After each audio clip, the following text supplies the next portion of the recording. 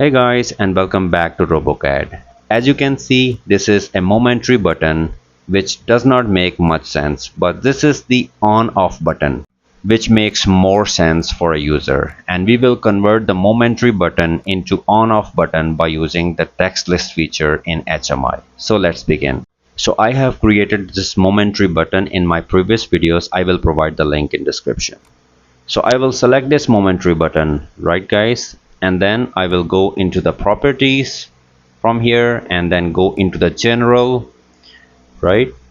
And here we have different options, and in these options this includes text list as well. So I will select this one and I have to create a text list, right?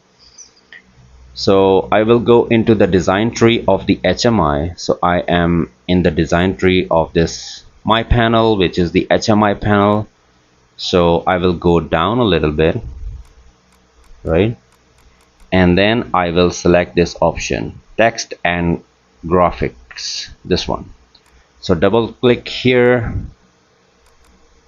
okay, and this will get open. So I have to create a text list here. So I'm gonna create a text list of off_on, right?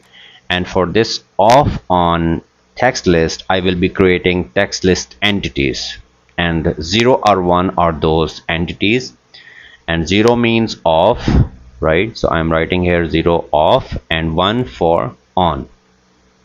Okay, so we have created this text list off_on. So I'm going back to the screen, right? So I'm coming back to the dashboard. So momentary text is gone, and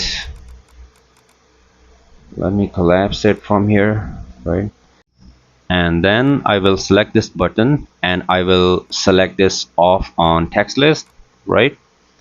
And for tags, I will be selecting the same tag bit_1, which we have created in our previous tutorials, right? And after that I will be using this button and I will place it here. This is basically the symbolic IO field, right? And I'm gonna delete this ellipse and place this input output field here. This is basically the symbolic input output field. So I will select this input output field, go into the general, and here I will select the same tag that we have created in our previous video. For the mode, I will be selecting here the output, right? And for the content text list, I will be selecting the same off_on here, and as you can see it is appeared off. So I'm gonna center text it here.